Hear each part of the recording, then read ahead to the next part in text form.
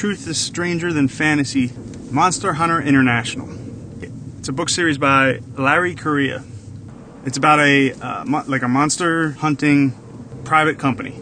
They turn in bounties on monsters, like werewolves and vampires and zombies and that kind of thing. The money is given out by the U.S. Treasury. The first book, I rate a 74 out of 100. It was just like, it would have made a great movie. There's a bunch of cool plot lines in it. A lot of mysteries about like certain characters. Also, the name Monster Hunter International was started by this guy, Bubba Shackleford. And I hear that name Shackleford all the time, but I don't know where it actually comes from. Does it come from this? I'm not sure. Because I know it's in King of the Hill, too. Rusty Shackleford.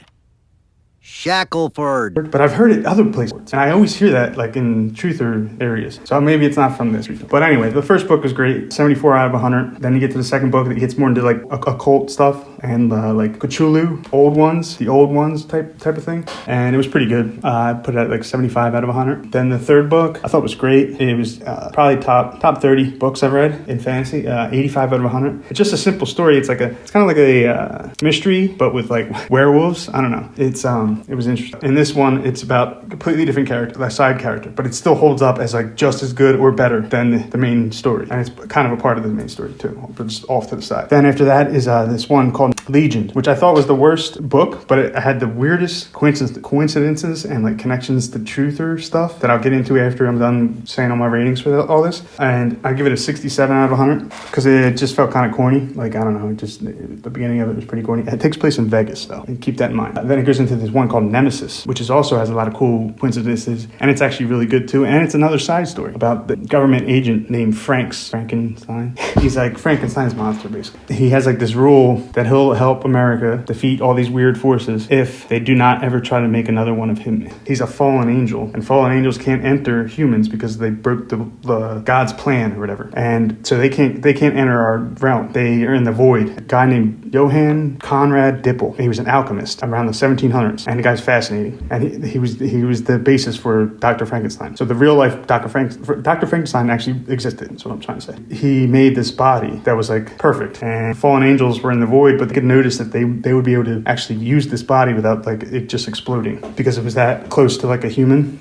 The Lucifer, like the head fallen angel, was going to dive into it, but at the last second, Franks dives into it and beats him to it. And he possesses the body and becomes the body. And the reason why he's so strong is because his willpower is like so strong that he can deal with the elixir of life, which is explained as like a philosopher's stone type deal. But it heals everything, but it's like welding. If you lose an arm, you put the arm, attach it again, and then drink the elixir. It would like melt the connection and like weld it together so that it's like two pieces of metal becoming one piece of metal type of deal. But it's so painful that every human that's ever tried it on dies immediately, except for Franks, because he's got like the crazy willpower because he's a fallen angel. He's kind of like the Terminator, basically. He only has like 1-2 word answers. The guy's great. He doesn't want any government figuring out how to do that because then the other fallen angels will come into those bodies and they want to take over humanity. Franks realized he was wrong by rebelling, so he's helping humanity. But he's like, none of the other ones will do that. They'll try to take over. I'd give that a 85 out of 100 too. But then the last book, I didn't read the 7th book because I heard it was filler, and after reading like the first 6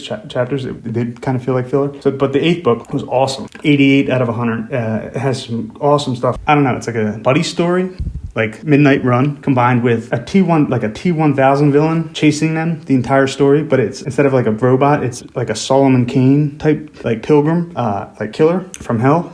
And then that's in it, and then it has like the Adjustment Bureau guy, like a person from the Adjustment Bureau that's messing with everything. It would be like if the movie Constantine and the cartoon version of Suicide Squad were mixed together. The cartoon version of Suicide Squad is amazing. If they made that movie just like frame for frame, like the cartoon, it would be the best like action movie ever made. And this book was like that kind of fun. But yeah, 88 out of 100, probably in the top 20 of books, fantasy books I've read. Now I want to get into more like the truther stuff that was in these books. I mentioned how there was a book called Legion, and it takes place in Las Vegas. And there's like a big like a nightmare villain or whatever, and there's all this weird stuff that happens on the same location of where that Mandalay Bay happened, that shooting happened. And it was so similar to all the weirdness of of the Mandalay Bay Las Vegas shooting that I thought that Larry Correia was just like taking a ton of inspiration from that and then just making it all like monsters and shit. But later on I read when Legion was actually published, and it was in 2012. The Las Vegas shooting happened in 2017. In the book, the agency that like kills people that if they try to spread this information is called the MCB. Monster Control Bureau. I think there might be an actual MCB like agency in real life. The real life MCB. Their cover-up story for the Las Vegas shooting was inspired by Larry Correia's Legion book. The cover-up story used in the Legion Monster Hunter book. Sounds crazy. The whole thing is crazy. Official story is one guy came in with 25 guns and shot him 1,000 bullets and then killed himself, and then his brother killed himself and he had child porn on his thing. Now shut up and don't talk about it anymore. That's basically the official story. And there's so much crazy shit that happened that night. People were saying that their cell phones were getting wiped, that there was still hearing gunfire until 8 in the morning, and the guy was supposedly dead at midnight or like way before. I remember these FBI dudes just came out of nowhere and like took over all the investigation shit, and that's what these MCB dudes do in the book. They can just impersonate the FBI and take over a whole crime scene if it's about something like paranormal or supernatural. That's what it actually kind of seems like. That's what happened in Las Vegas. I don't know, but some more weird stuff. In one of the books, Larry brings up how the U.S. government has bombed its own people a bunch of times, and he said something like most recently in Pennsylvania back in the 80s. So I looked that up, and I was like, government bombing in Pennsylvania, 1980s, and pops up this group called MOVE, and they bombed an entire city block in Philadelphia in 1985, and it killed this entire group, and the name of the group is called MOVE, M-O-V-E, and it's all capitals. The founder's name is John Africa, which sounds like a fake name, but the founder, he said it wasn't an acronym. And listen to this. Now, the Monster Hunter book gets into voodoo and like necromancy and zombies and all that stuff, but this is what the guy said, what MOVE meant. It's on Wikipedia. He said, its founder, John Africa, chose the name MOVE to say what they intended to do. Members intend to be active because they say everything that's alive moves. If it didn't, it would be stagnant, dead. What the what does that mean? That was his answer to what the acronym was? What the fuck does that mean? That's such a weird statement. And the reason why they went in against this group is because all the neighbors said it smelled so bad in these people's apartment that they had to like leave their house. And it was in a whole nother apartment. That's how bad it smelled in their apartment. They associate it with being like a black movement, urban rights movement or whatever. But the founder, it seemed like the dude was like a voodoo, like necromancer type thing. And I could see like, would a police department get an okay to carpet bomb a whole city block? And I know the media plays it up as, the cops hate the black people. I don't think it had anything to do with that, because all the neighbors were saying it smelled like death, like something died in the guy's building. If their name is MOVE and everything that's alive moves, why didn't they just move out? Well, I mean, like, why didn't that group, when everyone was telling them just to get out of their town, of their block, why didn't they move? That's like their whole thing, right? But if it didn't move, it would be stagnant, dead. That's the guy's quote. He's kind of telling you, I don't know. There's zombies. I'm a necromancer. I don't know. Sounds crazy, okay? But I just thought it was interesting. Like, and what I think a government would okay bombing a city block if it was something like that, a zombie outbreak or like voodoo necromancy. Something got way out of hand. Blow it all off as like a racial relations thing. But yeah, that was the last time America bombed its own people. It makes you think what really happened with Waco. Maybe that dude was more an occultist doing magic type shit, like a witch. And I know that the necromancy stuff sounds crazy, but I mean, I would bet a bunch of my viewers are Christian. Jesus rose the dead 2 to 4 times. Doesn't that make him a necromancer? And then there's 10,000 plus saints, and around like 300 of them had miracles related to raising the dead or raising many of the dead. Some of the saint stories, they raised like a whole cemetery of the dead, and then they have them like help them move rocks and shit. One of the stories is a guy a saint got a whole like cemetery raised from the dead to help him move a boulder off a road. And they raised they moved the boulder, like all the zombies moved, they're basically zombies. They moved the boulder, and then they just stand there, and the saint was like, he regretted doing it, because he was like, now I got to deal with all these zombies, and he like went into like a monastery or something and brought them with him. That's like the official Christian story. This is not like a fantasy book thing. So I think there's more truth. I think truth is stranger than fiction. That's what I'm trying to say. Another one. Yeah, recently I saw a video of one of the, I'll show it on the screen, I guess, one of the kids, a kid that was at the Columbine shooting, and in the entire interview, his parents keep telling, like, they seem like fake parents. They keep, like, trying to turn his head towards the camera, but the kid keeps looking behind his shoulder, and he, like, at one point, like, his eyes, like, light up, like, he sees something that's there, but you can't see what he's looking at. Like, he was seeing something different, like a veil dropped or something. So it was like a paranormal thing, and they blamed it on the kids. They blamed it on the weird kids. Or maybe the weird kids were doing the cold magic shit. I don't know. There's something fishy to that.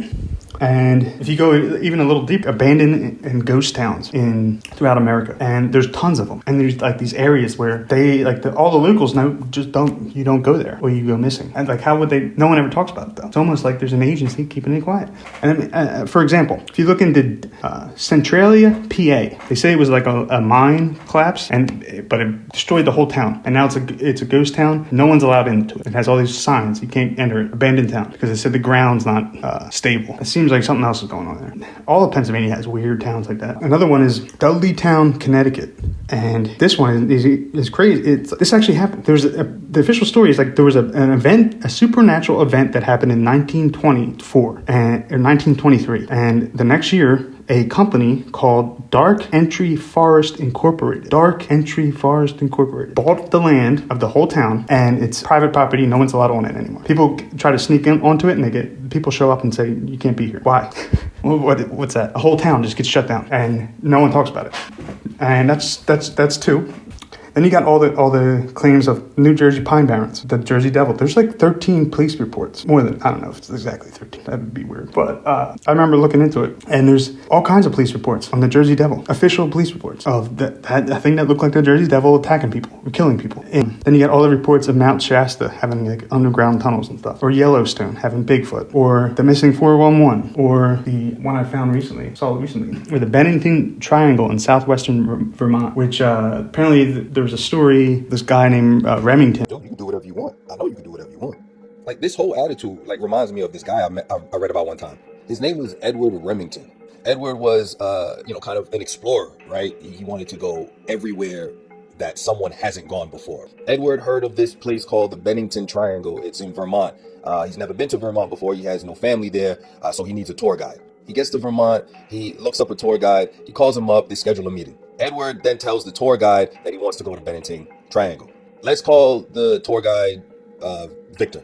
Victor says to the guy, listen, you probably shouldn't go there. That I know for a fact that a lot of people have gone missing there.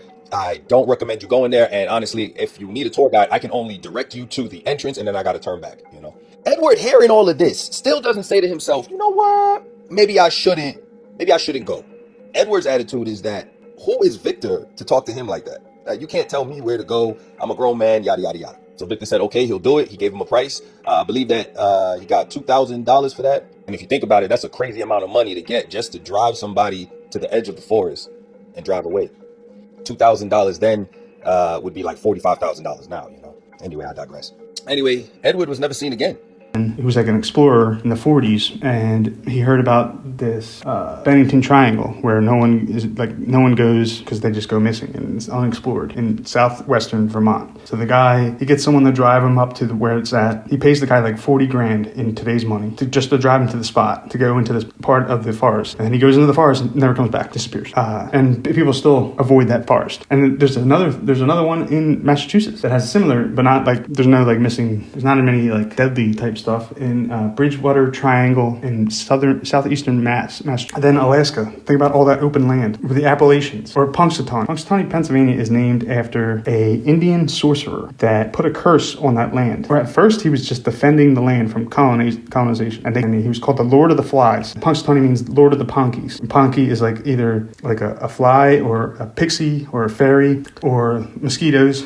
Finally, one of his own people kills him, and so he puts a curse on the land. And there was a curse on that Punxsutawney land for 100 years or something. I don't know, some crazy amount of time. And then it's suddenly stopped when they started doing the Groundhog's Day ritual, which dates back to the 1800s or the early 1900s. And every year they've done that ritual where they with the groundhog and they have a little poem and they do. It's like it's a magic spell ritual. It's like a sealing ritual. It's Punxsutawneyville!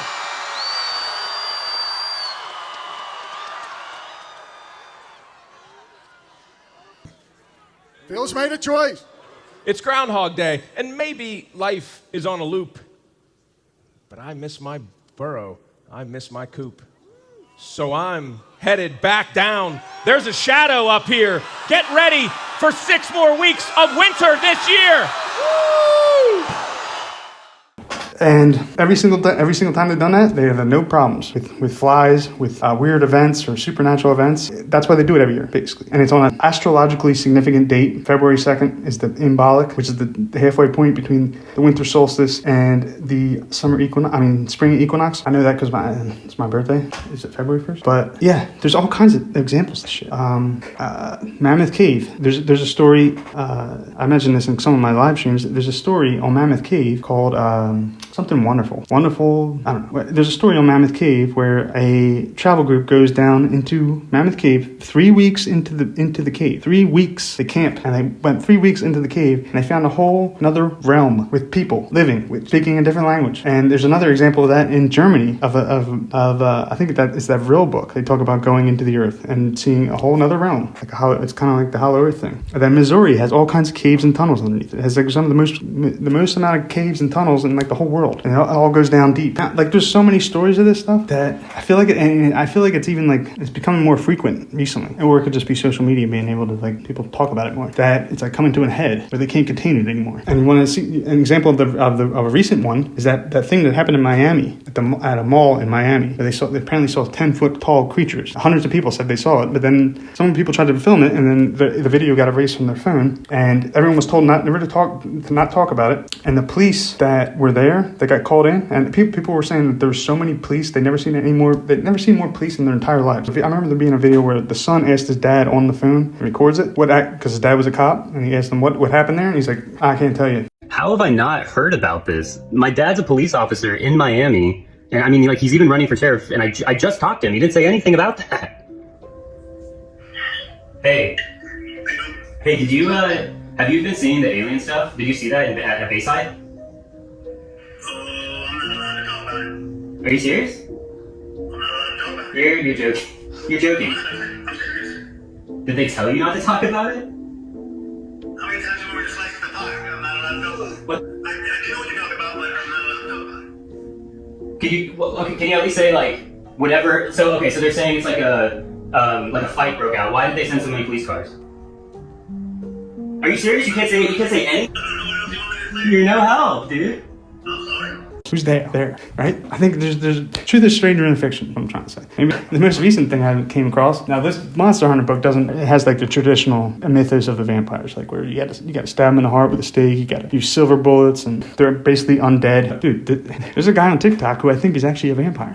I don't know, go look the guy up, watch his playlist, and try to tell me he's not kind of convincing. First off, he says like a bunch of stuff that people think it stops a vampire, doesn't. Like garlic does nothing, inviting them into your house is nothing, is BS. Mirrors are BS. Garlic actually makes your blood thinner. It's like seasoning for their food, humans. The guy shows his fangs come out. Someone's like, oh, that's just retractable. You're just using a retractable mouthpiece or something. And the guy like looks at the camera and he goes outside and then has them come out. Like they like snitch out and then he puts them back in. And he said before, like when you do it, it's like it's painful to put them back in. And the guy's like he's like pissed because he's having to deal with the pain, and he like looks at the camera. And I don't know, it's freaking convincing. And the things he says that vampires actually affects them is pink roses. Has anyone? I've never heard anyone ever bring up pink roses. That's an odd thing to just say. 2, vampires are highly allergic to pink roses. A common deterrent for vampires was to dry out petals, pink rose petals, no other ones, just the pink ones. Dry those out, crush it up in olive oil, and then spray around their house. And then he has birth certificates from 1987 and from 1924. And then he apparently, because I didn't have birth certificate before that, I don't think, but he says he's from the 1700s. He's 300 years old. And he looks like he's 30 and 60 at the same time. And he said vampires were made by witches. And he gets real spooked whenever people ask him about like other supernatural. He's like, just don't even mess with the witches. And I've heard there's all kinds of like conspiracy theories about witches running the government. I remember one guy saying that he killed the guy, but he was in this coven with these witches, and they had the governor of the state come down to the prison. Next day he was out, and it was wiped off his record. So I don't know, there might be something to it. And I could go forever about this stuff. But see what else? Oh, voodoo. I think there's something to it. Did you ever see the video of the lady, the Eagles fan lady, who's in the stadium with a voodoo doll of Patrick Mahomes during the Super Bowl, and she's stabbing it with a needle in the stands? How'd Patrick Mahomes doing the Super Bowl? I think it's just because the Eagles are 10 times better than him, but it makes a case for it. Hope you enjoyed the video.